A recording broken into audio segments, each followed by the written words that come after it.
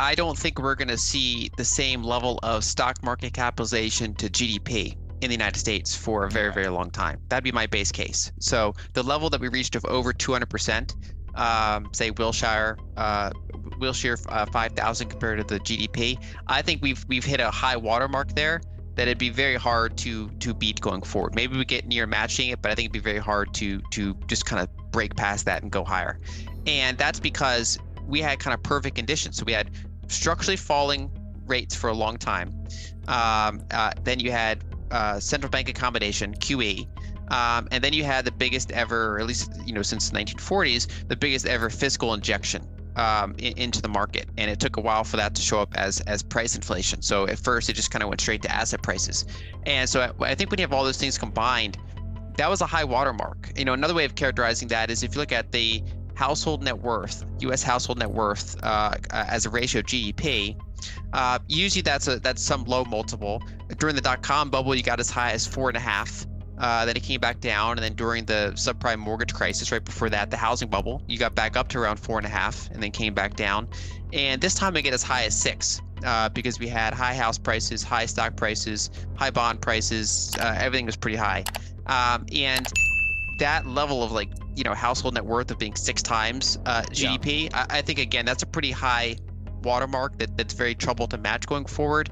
And in an environment where commodities are super cheap, and Alf touched on this, you can have a rather financialized economy. If you have low rates, plenty of accommodation, commodities are abundant, you basically get this high wealth effect. Whereas if we enter a world, and I think we are, where we're in more of a commodity-centric decade, where commodities, specifically energy, are some of the bottlenecks for growth, I think it's hard to have the economy be as financialized as it reached at that high watermark. So I think if you look out long enough, just because stock markets are measured in nominal terms, I think they'll eventually grind to higher highs.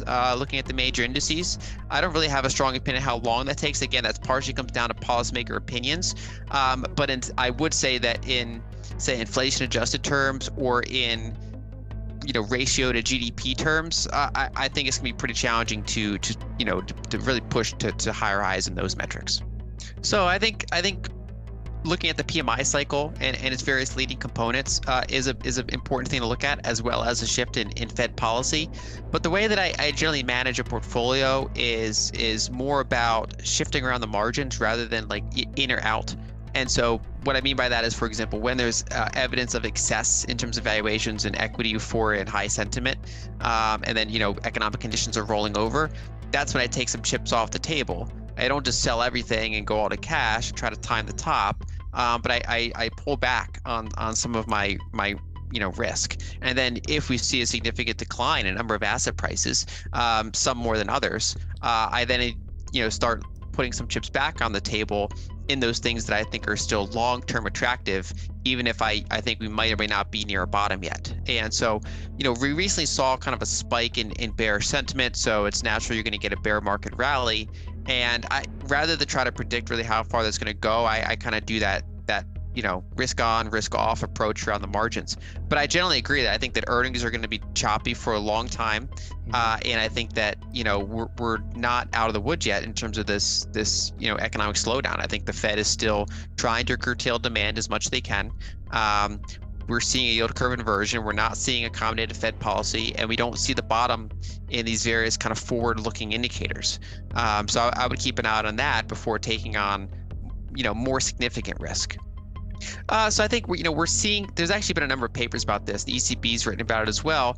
Generally, policymakers, where possible, would like to reduce or eliminate the uses of cash because the more that they can get into electronic payment systems, there's a couple perks. One is the banking system makes money on it. So if you use your card, they get a cut, whereas they don't get a cut from cash. But then two, it means that there's more surveillance and kind of control options, right? So kind of the logical conclusion of that is the CBDC. Where they can basically make programmable money. They could do stimulus that can only be spent on certain categories, for example. And so I think that's the general trend that policymakers want to go. And then the question is, how do we see that kind of in the public? So, for example, we've seen kind of rising pushback in a number of countries, kind of populist pushback against some of these policies that they perceive as overreach. So, for example, we've seen it among farmers, we've seen it among truckers, whatever the case may be. And so, it could be interesting to see if they end up, kind of pushing this cash thing too far, and then you get some sort of pushback. I think it's going to depend on a country by country basis, but I think the digitization of payments is probably going to continue, and there's a couple of different vectors that it happens in. So there's the top-down approach, kind of the, get more of it going through the banking system, get more of it going into potentially a CBDC. On the other hand, you have things like Bitcoin, Lightning Network, stable coins that provide this more open network, and it becomes kind of that dance between what people want to use and what regulators want to deal with. I think similar to how we got what I view as the highs in stock market capitalization to GDP in the United States, and household net worth as a percentage of GDP.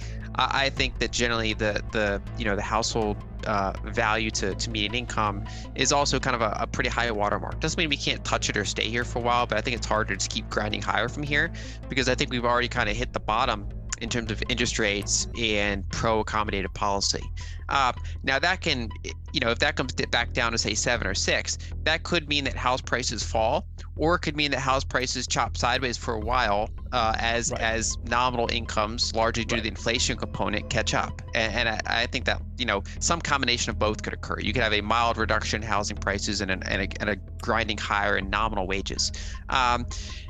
I think that the kind of the bigger picture trend of this, I think, is that we've just, for decades now been in a very weak money environment, so negative real rates in many cases, and that the result of that is that you monetize other things that you perceive, usually rightly, as being more scarce. And so, for example, people monetize the stock market, meaning that they use their 401k, their S&P 500 as long-term savings. They just throw money in it every single week because that's their pool of long-term savings.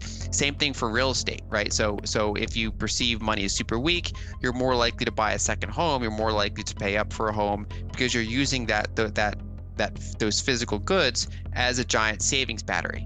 And so, in an environment, if you go back long enough, say when you had gold standard or something like that, you'd see less monetization usually of these other things because, the underlying money is good enough for savings. Whereas when we have this environment where, no one is really expecting to get a positive return on their bank cash or their treasuries long term, they end up monetizing other things. And I think we've kind of hit the peak level of that due to, kind of the long-term debt cycle that we're in, and the fact that we kind of hit rock bottom in terms of rates, even negative rates in many places. I think it's hard to go lower than we went in those things, even though we could go back down and kind of match those for periods of time.